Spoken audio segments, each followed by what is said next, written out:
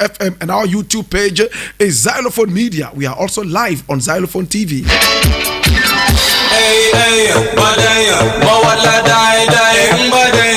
And I want to say thank you so much for coming along with me.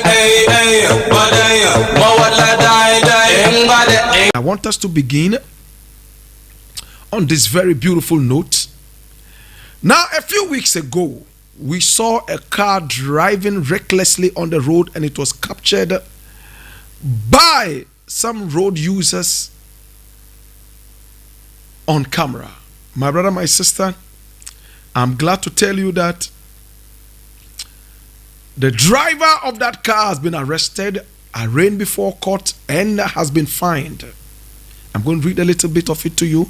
This is published on My Joy Online. It was published today, the 1st of November, 2021. It says, reckless driver in a viral video fined 1,800 Ghana cedis. And I read, the Mercedes-Benz driver arrested last Sunday for reckless driving at the airport traffic intersection has been fined 1,800 Ghana cedis.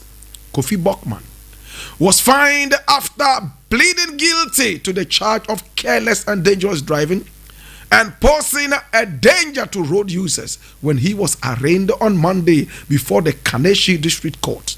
Mr. Bachman was arrested after being captured in a viral video performing stunts with the vehicle at the Accra traffic intersection while the traffic lights turned red. He drove into the middle of the 4-lane road and in a fast and furious movie fashion drifted dangerously and eventually sped off before the traffic light turned green. His vehicle, a Mercedes-Benz with registration number C63-18, was impounded at the airport police station before his arrest. The police had planned to process him for court on Monday, October 25. However, Kofi Bokman took ill and was admitted to the hospital. As a result, the date for the hearing of the case was postponed to November 1. Congratulations, my brother, my sister. If we continue to be lawful like this, we will have a better country, no two ways about that. Some people are not lawless. It is the system that makes them lawless. A lot of people are law-abiding people, but they become lawless only because lawlessness is fueled in this country. I've heard so many stories as a 47-year-old, too many stories to lose any one of them. My brother, my sister, a gentleman who came all the way from the UK, a Ghanaian born in the UK, he said when he arrived in this country, it took him 3 days to become corrupt. In the UK, there are so many things you can never do. The things you cannot do in the UK as prohibited by law, 99% of those things can be done in Ghana without the law touching you. True or false? My brother, my sister, brother said he came from the UK and within 3 days he became so corrupt. Instead of joining a queue, you could just pay some money and then you'll be processed quickly and you go home. Instead of driving well on the streets and being in traffic, no, you can jump the traffic and just pay something small to the policeman. Instead of taking time to fix your driver's license and other papers, no, you can drive and just pay the policeman something small, something which is nothing by UK standards. My brother, my sister, if we continue to be law-abiding, remember, it does not make you a hero when you break the laws. In our country, whoever breaks the law is a hero. People can misbehave on social media, insult their fathers and grandfathers, and it's okay. People can break the law for as many times as they want, and that is nothing. How can a country grow like that? And the painful thing is that the same people breaking the laws, They go to other countries and they are the most law-abiding people. Do you think that this brother who did this could have done it in America? Could he have done it in England? Could he have done this in Germany? He would not even try, because the fines that would slap him, he would not be able to even try that. Sadly, the people who are breaking the laws here are the same people who are in a hurry to leave this country, calling it a village. They are the same people who use their left hands to point at this country in all bad light. They are the people spoiling the country. Yet, they are the first who want to leave and call this country hell. We have decided that no matter how hellish this country is, we shall not run away. We shall stay and help to fix it. Remember, I said, help to fix it. We will not stay and fix it, because we may not be able to fix it alone, but we will be able to start it and push it, and with the help of others, we'll be able to fix it. How long shall we continue calling our country a disaster? How long would we continue calling our country a banana republic or a cassava republic? How long would we all sit back and say, oh, as for this country, it is so much of a disaster? Fix it if it's a disaster. A disaster is meant to be fixed. A problem is meant to be fixed. Have you thrown up your hands in the air and called this country all sorts of bad names so that you will become different? Remember that as long as you are a member, a native, a citizen, you are part of the disaster. You are part of the failure. Have you asked yourself why Americans leave America and come here, albeit for short times? Because they all want to come and enjoy your lawlessness that they cannot enjoy in their country. Do you know why Germans and people from England rush into this country, my brother, my sister, for their holidays? Because they want to take a break from their law and come here and be part of your lawlessness. They can sleep with the little underage girls. Pedophiles are thronging this country night and day, and our laws are not biting. They are toothless bulldogs. So when people get so tired of their lawfulness, they come into your country to enjoy your lawlessness. After all, in this country, with a few dollars in your hand, you can let a chief crown you a chief. After all, in this country, you could come from anywhere. You can be made a chief as long as you give a couple of dollars to some ignorant chief. In this country, your skin color is a visa to so many women's privacy. As long as you have a skin color that is so much idolized and glorified, my brother, my sister, you could even be the son of a rapist, the son of an armed robber. As long as your skin color is a little light, my brother, my sister, it is a visa of glory. It is a visa of respect. My brother, you could have all the brains in the world. You could be as meaningful a human being as you should be, and even beyond. As long as you have a dark skin, it is a visa into the land of the personas non grata. It is a visa into nothingness. It is a visa into calamity. How can we change this, my brother? It's very simple. We can change this, my brother, my sister, by changing the narrative. Our schools have to teach self-pride. Instead of trying to glorify your rapist grandfathers, thieving grandfathers, and so on and so forth, take the opportunity to give credit where credit is due. My brother, my sister, I am most serious as I talk to you. Any son of a white rapist comes into this country and is a hero. And it's so painful. You are slaves even in your own country. All because of the color of your skin. You have no respect for yourselves. Hey! Let me say I'm going to marry an ever girl. You will be shocked that the parents will start asking me where I come from. Let me tell them that I'm from Frafra, Bolga. My brother, my sister, game closed. Oh, these dog-eating people. And that is the end. But the dirty son of a rapist,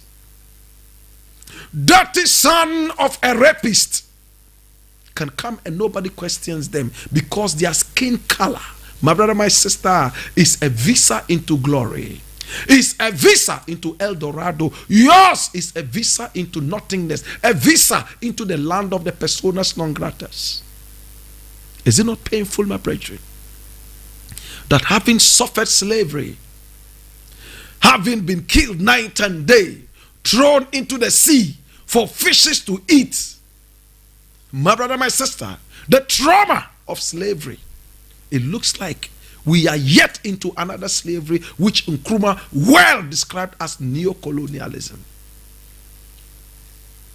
It's so painful, brethren.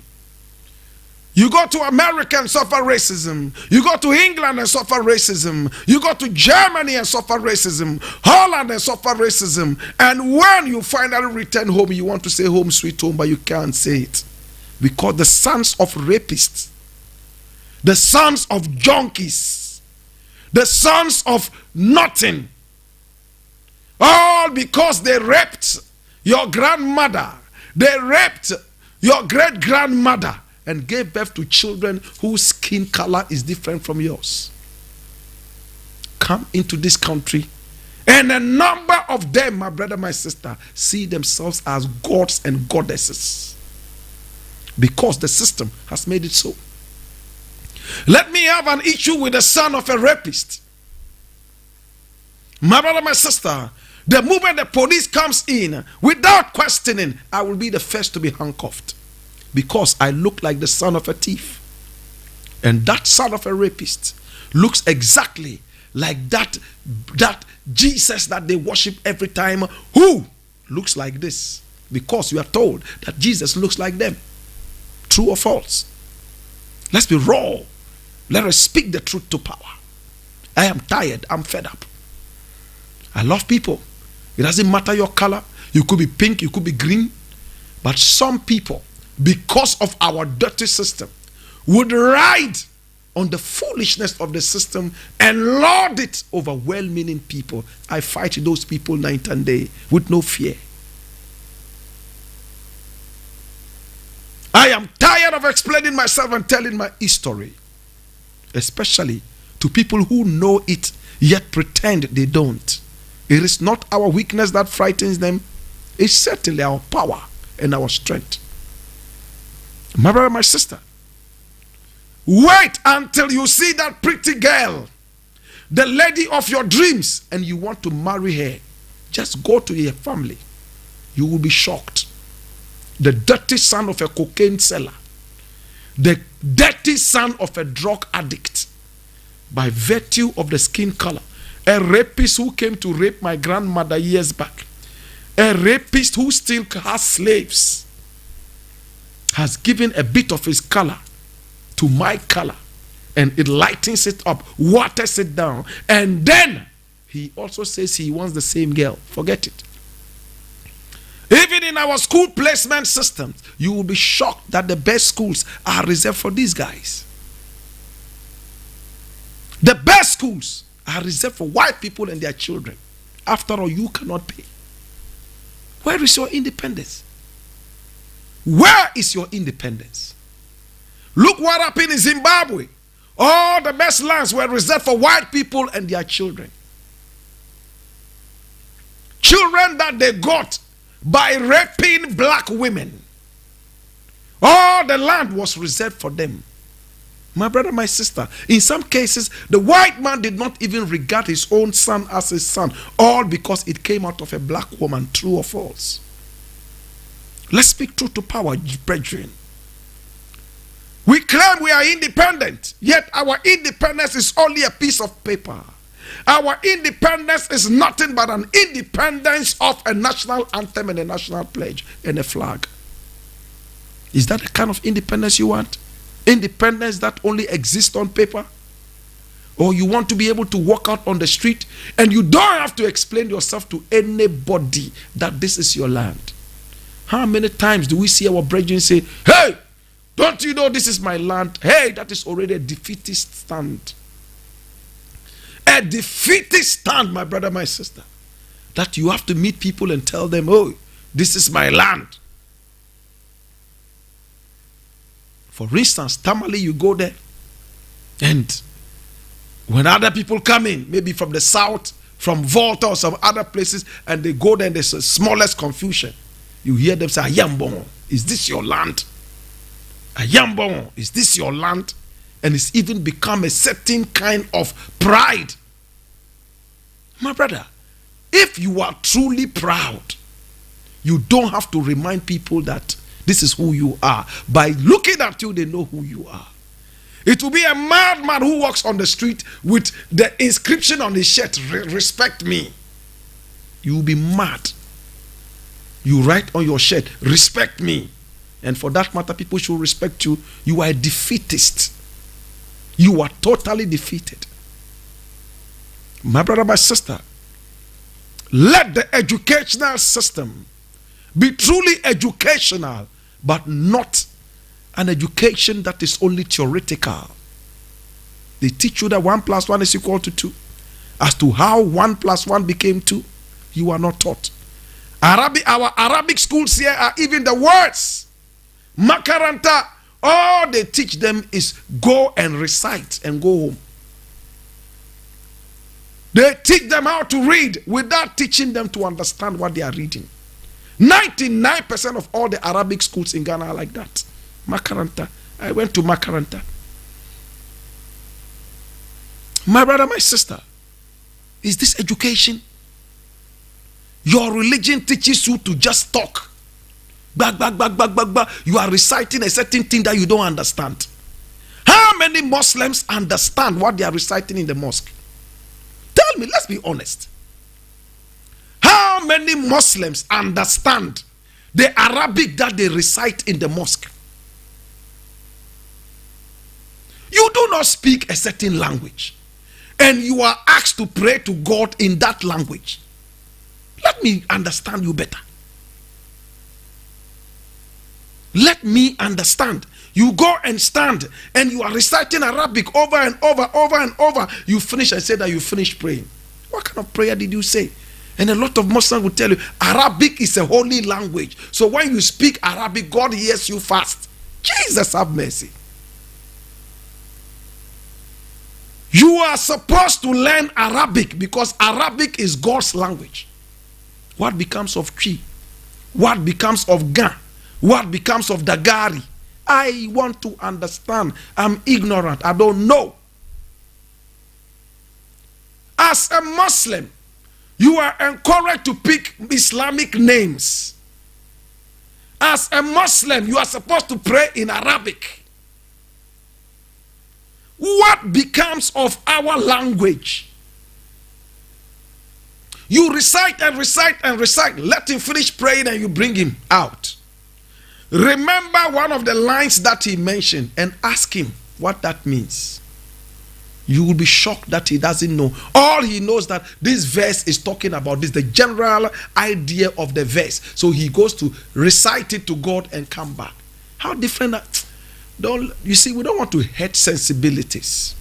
But that is the point. If we want to pray in Arabic, let us learn the Arabic properly and pray. But why must I pray in Arabic before God hears me? I want to understand. And there's somebody too who is there, is praying in tongues. Just memorize 4 of the lines that he said. Let him finish and he comes. Ask him, what did you say? What's the meaning? He will tell you it's tongues. It's the spirits that understand. Really? It's the spirits that understand. How about you? So, no, I don't have the gift of understanding. Somebody else has the gift of understanding. It's like you have a door and you have no key to the door. Better still, you have a key to a door that is not there. Look, let's look at our religions well, understand them well, and be able to place ourselves better. Or else, we would only be religious and never spiritual. Am I making sense? Am I making sense, or I am fooling? As I said, I am not always right. Sometimes I am wrong, but I strive to be right. I'm yet to understand why every Muslim must pray in Arabic. And I want to know why you speak in tongues and you don't understand what you are saying, but somebody else with that gift should be able to explain what you said. It means I say something that I don't understand, but another person understands what I have said. And when you ask, they say it's a spiritual language. It's the language of the Spirit. So when the Spirit descends on you, then you will say it. Do you have an idea of what you are saying? I truly want to understand this. My brother, my sister, all in all, and I close on this side, let us understand ourselves as black people. It is most important to me, or else we will only have an independence of a national anthem, a national pledge, and a flag. Beyond that, we are still under bondage and suppression. I want to know. I want to know. I have prayed in the mosque for over 40 years. I only know that Al-Fatiha means this. But to break the lines into pieces and say this is what Al-Fatiha, I don't know. Some other verses you are taught just to recite. That's it.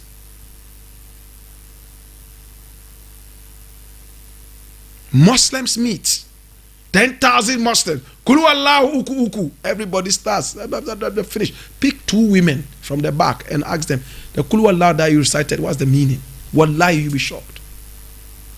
Are we really praying? Or we are reciting like kindergarten children? Is it not time for us to sit back and look at some of these bitter truths and work on ourselves? I was in Palestine the other day.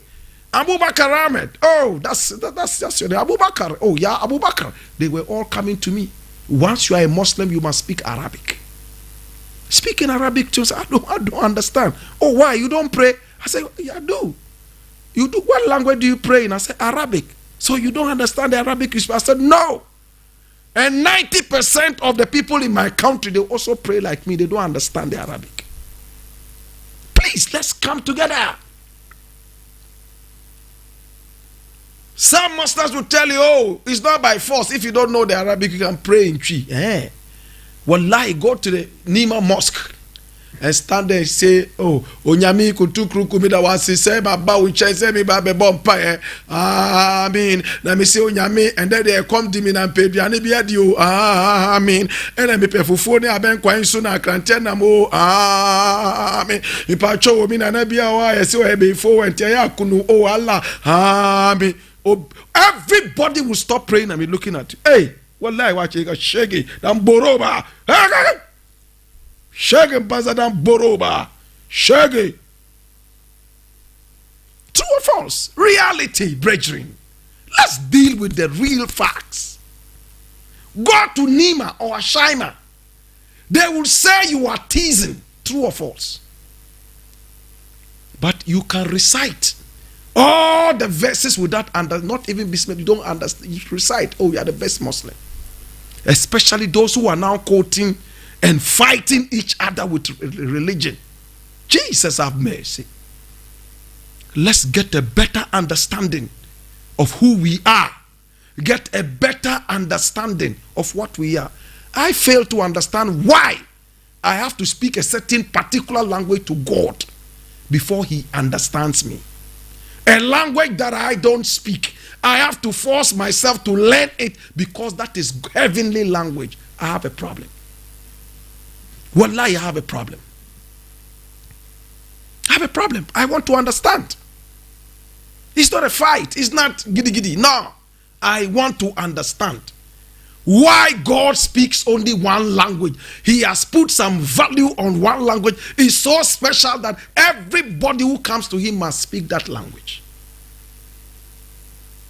And why I have to change my name and pick up the so-called Islamic or Muslim. I'm just saying, some people are so passionate about these issues, they are not even ready to sit on the reasoning table and look at them. They rather want to fight. That's the truth. That's the truth, brethren. Until we are able to understand these things properly. Right now, every Christian must before they say it's holy. Yet he knows deep inside him that he's speaking gibberish. A language that even the spirits don't understand. The spirits don't even understand. Oh, there's somebody here who is sick. We need to pray for the person. Open your mouths and pray. Like that. And they finish and expect God to heal the person. Are you crazy? The prayer that you are praying, you yourself, you don't understand. That you are waiting for an anointed man to come and explain what you are doing like that. Are we serious? Well, they say spiritual things cannot be understood by foolish people like us. We wait, praying that God would make us wiser so we would understand some of these things, or else it's dangerous. It is dangerous that I must pray in one language to make me be accepted before God. It's a problem. That I must say ba before I am seen as a son of God. Hallelujah. May I know if Jesus also spoke Did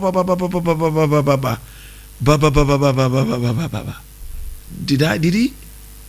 Well, I leave it here. My brother, my sister, we leave it here. Well, so my name is Blakk Rasta, and I appreciate you. We have many more things to look at. There are so many different things here, my brother. Well, the biggest news right now is about MP called Honorable Xavier Sosu. He's a brother that I know so well, not so well, but I know him. And the police is struggling to arrest him. Now the parliament says, we are sorry we cannot release him because you would have to go through a certain method. He's an MP. He's an honorable person, and you have to go through some blah blah boom boom boom boom before he's arrested. Hallelujah. I'm not a lawyer. I do not know what they mean by this. I'm going to speak like a layman. Listen. If the president misbehaves and he has to be arrested, the law should remain supreme. But what is the law? The law is a certain procedure, a certain laid down rules that you have to follow, that you have to abide by, that you have to accept, to live with. True or false? It's human beings who have come together for the sake of orderliness and peace. They would have to follow a certain procedure. That A, B, C, D, E, F. That's what we all have agreed. Then you append your signatures and agree that you will not flout them. And if you happen to flout them, then there is a certain laid down punishment or remedy to that. Did I explain it properly? Hear me now. Let's make a move. Now, my brother, my sister, hear me now. Sosu and his people at Medina organized a certain demonstration, and according to the police, the MP went ahead to close a certain road or to block a certain road without permission, and the police thinks that it was wrong, and for that matter, Sosu should come over and help with investigations. But the MP said, no, I'm an MP. If you want to invite me, that is not the way to invite me. What is the right way? Up till now, I don't know. If the right way is going through Parliament, now Parliament says we cannot hand over Sosu to you because article blah, blah, blah, blah, blah, and those articles, I just don't want to hear about them. only lawyers understand them. My brother, my sister, we have the Bible in almost all the languages. We have the Quran in a lot of languages. But our constitution, the laws that are supposed to guide and govern us, how many languages have they written the constitution in? We all have to read the English and understand. Whether we understand or not, we must understand. That is why a lot of our people are ignorant. In England, that is their language.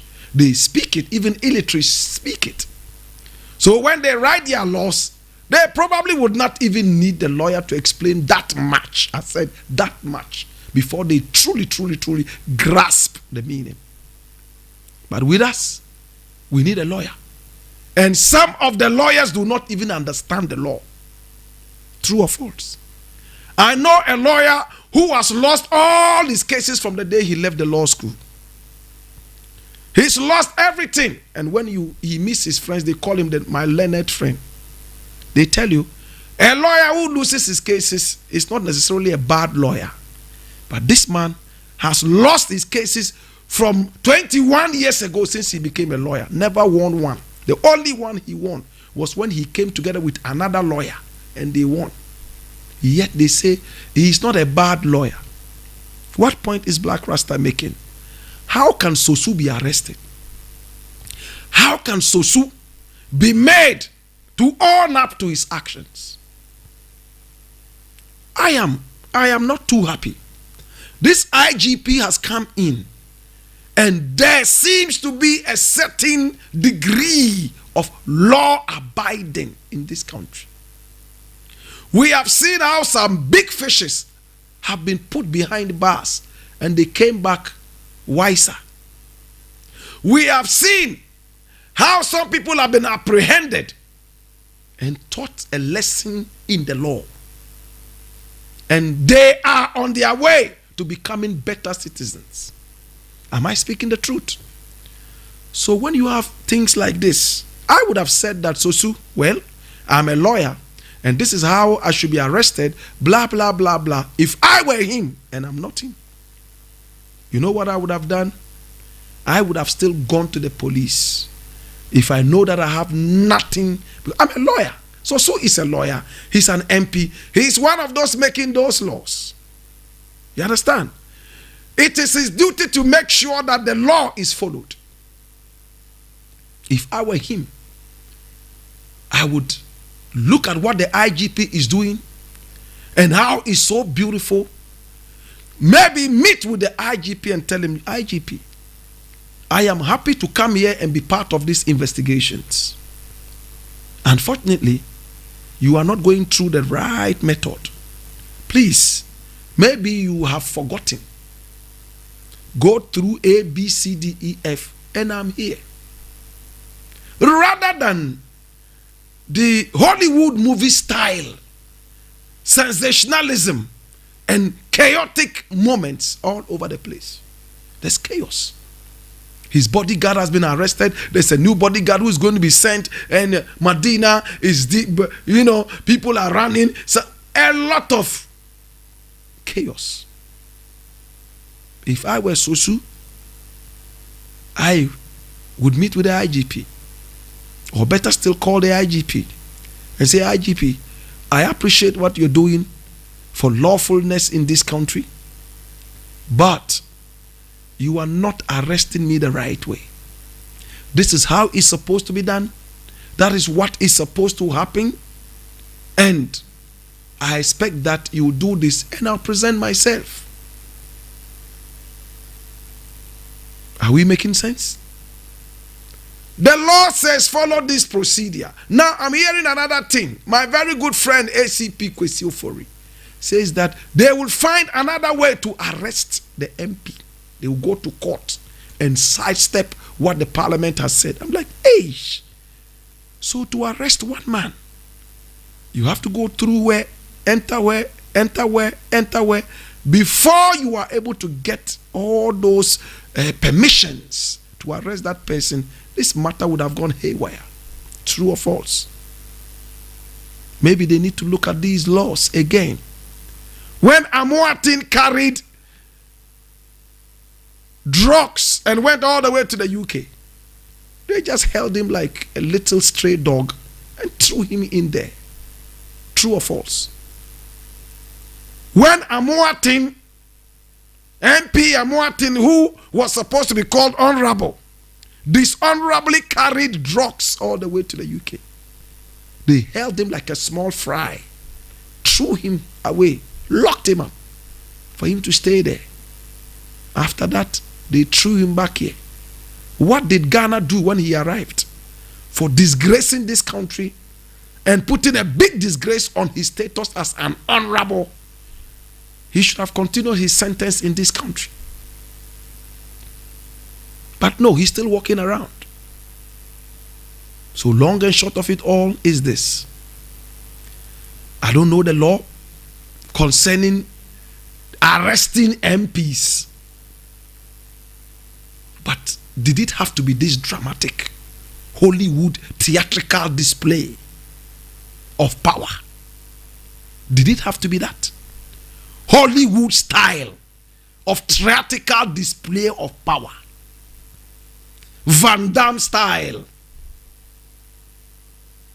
That's the question I'm asking. Couldn't somebody have lowered his ego a little bit in the interest of the country? Well, the law still has to work. Where do we stand? I leave it here. So Sue is my brethren. I've spoken with him a number of times, and you are the lawyers. Handle it. We leave it here. We leave it here. My brother, my sister. Jesus have mercy. This same issue. Well, I looked at it, but let me just read a little bit from it. It says, immunity from arrest. Police can challenge Sosu's privileges in court. And this, my brother, my sister, is from my very good brethren, ACP, what's his name? Kwesiofori. Yes, says they can challenge the privileges in court. Well, that story has all of a sudden vanished. I can't find it. Maybe it's been deleted. I cannot find it. It's gone. It's gone. All right. So I leave it there, my brother, my sister. Somebody could have lowered his ego so that in the interest of the country, something better could have happened. I'll leave it here, my brother, and I'm going to look at the next thing. This country is in trouble, my brother. It's in trouble. My God. I just look at the news, read, and I'm like, whoa, what is happening? All over the place. All over the place. Well, this is very important for us to go through in order to really be democratic and really be independent. Now,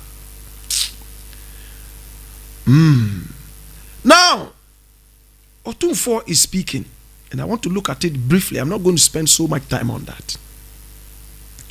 Otunfo says, pasting my photo on a car does not give anyone immunity. That's Otunfo. Listen, still on this, you can arrest me, you can't arrest me. Immunity.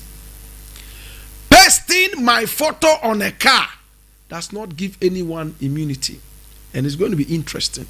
He says, the overlord of the Ashanti Kingdom, His Majesty Otunfo Osei-Tutu II, has charged the National Road Safety Authority to go tough on abuses of traffic regulations. The NRSA, as part of measures to effectively execute its mandate, recently paid a courtesy call on the Otunfo, where an appeal was made to the king to come on board as a road safety ambassador for the organization. Addressing the delegation at his palace in Manshia, the Otunfo, in lieu of a complaint made by the delegation about a trend of traffic regulations infraction by some individuals, emphasized that his palace does not issue special stickers for cars. My child, during the address said some people in Kumasi are putting certain stickers on their cars. Manshia has not issued any sticker to anyone that prevents them from stopping whenever they are being stopped. I'll leave it here. Here, listen to this. That there are some people, they have the sticker of Otunfo on their car. And when they are driving and the police stops them,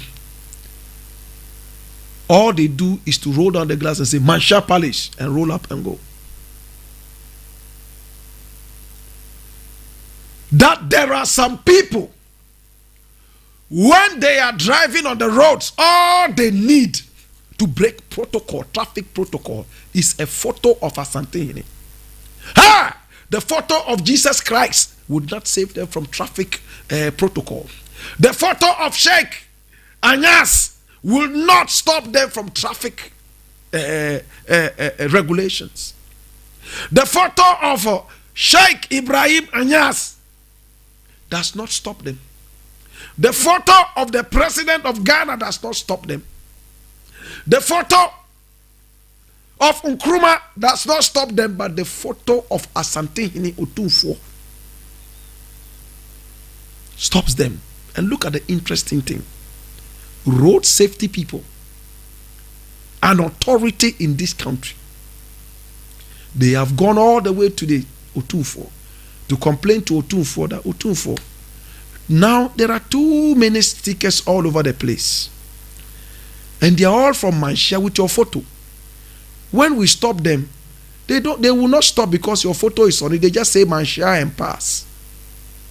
Otunfo, please let us recognize your stickers properly so we can tell who is using the right stickers or not. If this guy had not brought this thing up till now, armed robbers would have used Otunfo stickers to evade traffic protocol. Thieves would do that. Criminals would do that. What a country that a photo on a car is enough to let you walk through. What a country that you can break as many traffic rules as possible as long as you have a photo of Otunfo on it. Jesus have mercy. And the road safety people were never able to have a conversation with their authorities, their heads. How can Otunfo interview a sticker without making it known to the authorities that, listen, when you see this sticker, this is what it means? People just decided to use the man's position to do whatever they want to do. And our laws in this country would always be caught pants down, mouth agape, watching this tragedy on our roads. Jesus. So all armed robbers need to do is anytime they are on their robbery spree, they display the photo of the Asante. If possible, be playing some Adwa music in their car. Bang, bang, bang, bang, bang, bang, bang, bang, bang, bang, bang, bang, bang, bang, bang, bang. No, we are. No, we are. They are stealing with the Adwa and the photo of the Otunfo. Nobody stops them. Who are you to touch a Manshia authorized driver? Hey, my brother, let's get deeper into this and understand it properly. That Otunfo will release a sticker, and the sticker is powerful enough to allow every driver that displays it to break all traffic rules. And that sticker is not known to the road safety people. And the road safety people too would stand for only God knows how many years this has been going on. And watching Otunfo stickers displaying on the road. Maybe this guy who was arrested displaying at airport there only needed an Otunfo sticker, and this matter would have been dead. Now Otunfo himself has come out to say, no, I am not a lawless person. I will never release any sticker without making you know. That's one. And number two, I have not even released any sticker. Whoever is doing this has realized that you are weak. That is why they are using it to their advantage. My brother, my sister, let me tell you something that won't make sense. Can you go to the Volta region and display the photograph of Togbi Chiri the first or Togbi Afiti the 1 millionth? Or can you go to the northern region and display the photo of Yana, even in Tamale, and be driving around, misbehaving, and police will look at you and say, oh, this is from the palace of Togbi Chiri, or from the palace of Togbi Afiti, or from the palace of Yana. We respect our authorities, but my brother, my sister, where the law has to remain supreme, let it remain supreme. It doesn't matter if it is the O2 himself who is driving. He should not break traffic rules. It does not matter if it is Togbi Chiri the 13th who is driving himself and he wants to jump traffic. There is a procedure that the police can give him an escort. If he is driving in his capacity as Togbi Chiri or O2 or Yana, he must